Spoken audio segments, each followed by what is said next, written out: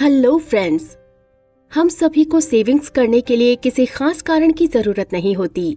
जैसे कुछ लोग नया घर, नई कार, बच्चों की शादी या रिटायरमेंट के लिए सेविंग्स करते हैं।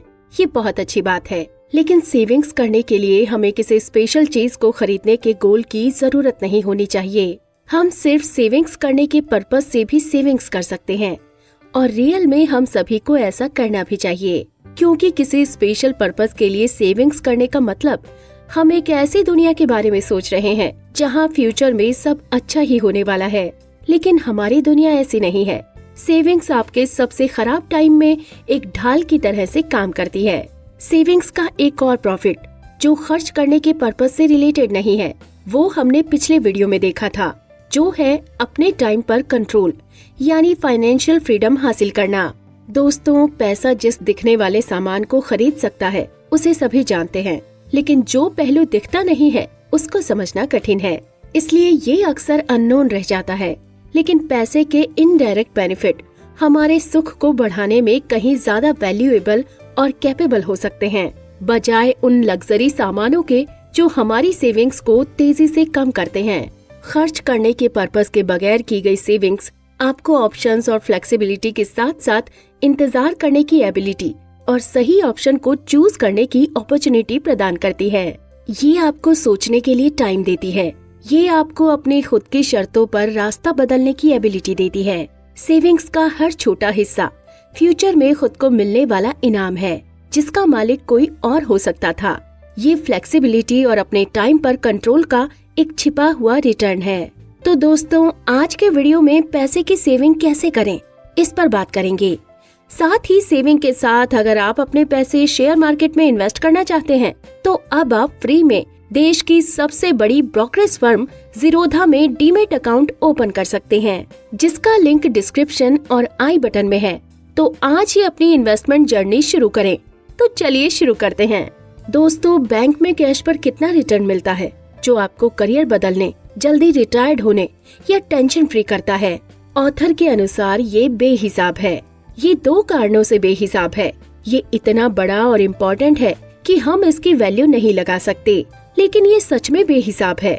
हम इंटरेस्ट रेट्स की तरह इसका हिसाब नहीं लगा सकते और जिसे हम नाप नहीं सकते उसे अनदेखा कर देते हैं। जब आपका आपके टाइम पर कंट्रोल नहीं होता और आपके पास सेविंग्स नहीं होती है, तब आपको अपनी ओर आने वाली हर मुसीबत को एक्सेप्ट करना पड़ता है। लेकिन अगर आपके पास अच्छी सेविंग है, तो आपके पास अच्छी अपॉर्चुनिटीज के खुद आपकी ओर चलकर आने का टाइम होगा। ये आपकी सेविंग्स का एक ना दिखने वाला रिटर्न है। बैंक में हुई सेविंग्स जो बहुत कम इंटरेस्ट देती हैं, एक एक्स्ट्रा ऑर्डिनरी रिटर्न पैदा कर सकती हैं, अगर वो आपको वो फ्लेक्सिबिलिटी दे जिससे आप कम इनकम लेकिन अपनी पसंद की जॉब चुन सकें या फिर इन्वेस्टमेंट अपॉर्चुनिटीज के लिए इंतजार कर सकें। जब फ्लेक्सिबिलिटी के बिना लोग बेचैन हो जाते हैं और ये ना दिखने वाला रिटर्न बहुत इम्पोर्टेंट होता जा रहा है। अगर आपके पास ठीक ठाक सेविंग है, तो आप अच्छी अपॉर्चुनिटीज का इंतजार कर सकते हैं, अपने करियर में भी और इन्वेस्टमेंट में भी। आपके लिए जरूरत अनुसार एक नया काम सीखने की पॉसिबिलिटी ज्यादा होगी। आपके मन में उन कॉम्पिटिटर्स के साथ होड़ करने की चाह कम होगी जो वो कर सकते हैं जो आप नहीं कर सकते, और आपके पास अपने खुद की स्पीड के अनुसार अपने मन का काम ढूंढने की ज्यादा छूट होगी। आप एक नया डेली रूटीन, एक धीमी स्पीड ढूंढ सकेंगे और लाइफ के बारे में अलग माइंडसेट के साथ सोच पाएंगे। दोस्तों, अपने टाइम और विकल्पों पर ज्यादा कंट्रोल होना विश्व की सबसे वैल्यूएबल करेंसीज में से एक बनता जा रहा है।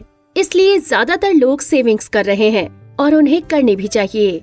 हर महीने ज्यादा सेविंग्स का मतलब ये भी है कि आपका खर्च दूसरों के मुकाबले कम है, और कम खर्च का मतलब कि आपकी सेविंग्स ज्यादा होगी तब के कंपैरिजन में जब आप ज्यादा पैसा खर्च करते हैं। अब इसे इस तरह से समझिए कि लोग अपनी मेहनत की कमाई पर 1 से 2% ज्यादा इंटरेस्ट पाने के लिए कुछ भी करने को तैयार रहते हैं। यहाँ तक कि वो अपने पैसे रिस्की चिटफंड कंपनियों में भी लगा देते हैं, जो कई बार उनके पैसे लेकर भाग भी जाती हैं। वहीं कुछ बड़े फंड हाउसेज एनुअल इन्वेस्टमेंट पर केवल 0.1% बेहतर रिटर्न को हासिल करने के लिए कितना टाइम और कोशिश लगाते हैं, घंटों का रिसर्च करते हैं और करोड़ों रुपए खर्च करते हैं। जबकि ये समझना बहुत ही आसान है कि इफेक्टिवली क्या ज्यादा इम्पोर्टेंट और फॉलो करने लायक है। दोस्तों, ऐसे भी प्रोफेशनल इन्वेस्टर हैं जो दिन भर कड़ी मेहनत करते हैं ताकि 1% का 10वां हिस्सा अपने रिटर्न में जोड़ सकें, जबकि उनके बजट में 2 या 3% खर्चे ऐसे हैं जो लाइफस्टाइल के कारण हैं और कम कोशिश से काबू में किए जा सकते हैं। बड़ा इन्वेस्टमेंट रिटर्न और अच्छी इनकम अमेजिंग है जब उन्हें हासिल किया जा सके, और कुछ लोग उन्हें हासिल कर सकते हैं। लेकिन ये सच है कि फाइनेंशियल इक्वेशन के एक और इतनी ज्यादा कोशिश और दूसरी ओर ज्यादातर लोगों के लिए सेविंग्स का सिंपल तरीका है। दोस्तों, इनकम के एक लेवल के बाद आपको बस वो चाहिए जो आपके ईगो के नीचे हो। बेसिक चीजों की जरूरत सबको होती है। जब वे पूरी हो जाती हैं, जो कुछ कंफर्टेबल बेसिक जरूरतें होती हैं, जो कंफर्टेबल होने के साथ साथ एंटरटेनिंग और एजुकेशनल भी हों। एक लेवल के आगे बढ़कर खर्च करना यानी पैसे खर्च करने का वो तरीका जिससे लोगों को ये पता चल सके कि आपके पास पैसा है, केवल आपके ईगो को दिखाता है।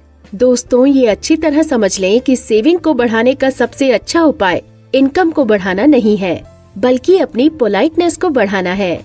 जब आप सेविंग्स को अपनी इनकम और ईगो के बीच के अंतर के रूप में देखेंगे तो आप समझ पाएंगे कि अच्छी इनकम वाले इतने सारे लोग आखिर ज्यादा सेविंग्स क्यों नहीं कर पाते।